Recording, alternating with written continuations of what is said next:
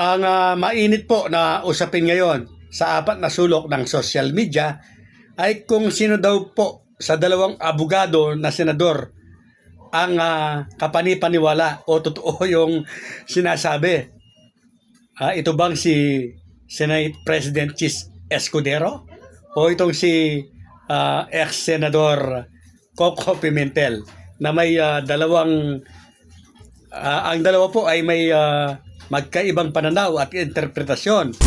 Ang akin pong walang sawang pag-anyaya o paanyaya sa lahat po na napadaan lamang sa aking channel. Inaanyaya ko po kayong mag-subscribe. Pakiclick po yung notification bell para palagi po kayong updated sa aking mga bagong videos.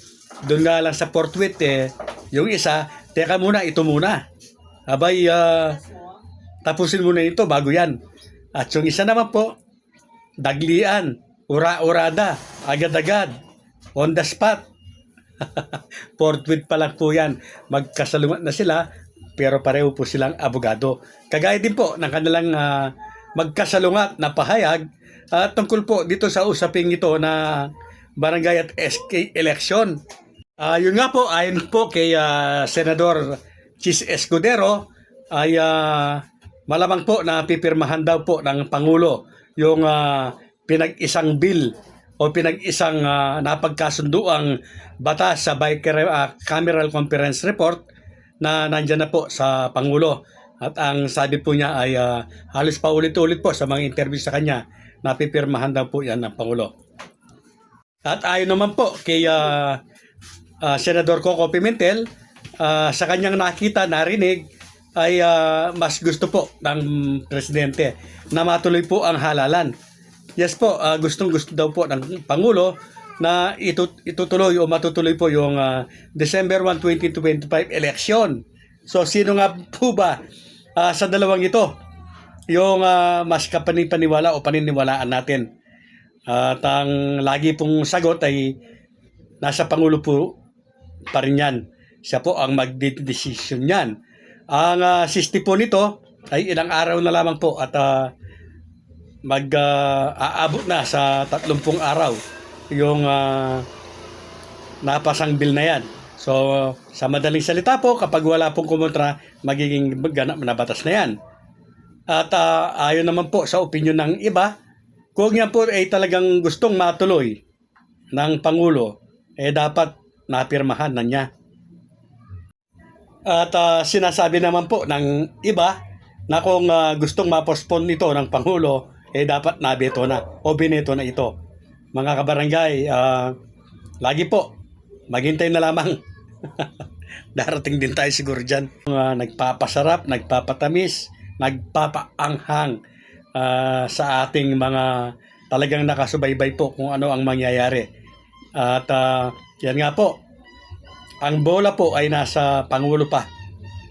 Hindi lang natin alam kung ang bola po ay mapupunta sa Korte Suprema.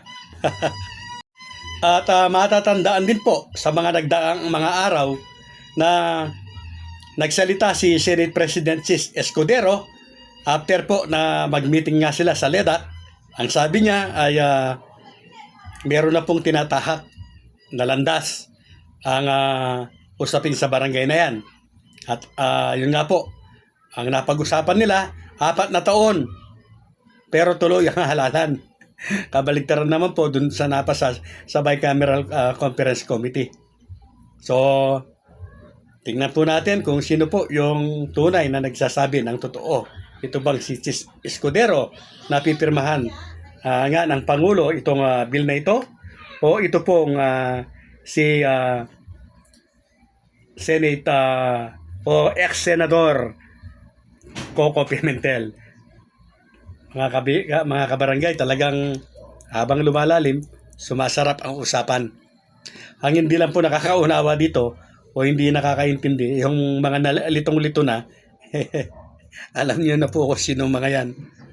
At update pa rin po, hanggang sa kasalukuyan, ang umiiral pong batas ay yung Supreme Court ruling na nakatakda po na gaganapin ang halalan sa December 1, 2025. Yan pa rin po ang umiiral na batas Huwag po kayong maniwala sa sabi-sabi na postpone na po ang halalan. At lalong huwag po kayong maniniwala na batas na nga. At sa November 2, 2026 ang halalan. Hindi po, wala pong katotohanan yan. Ang schedule po na sinusunod pa rin ng batas ng COMELEC ay ang schedule po sa December 1, 2025. Coiners Ring.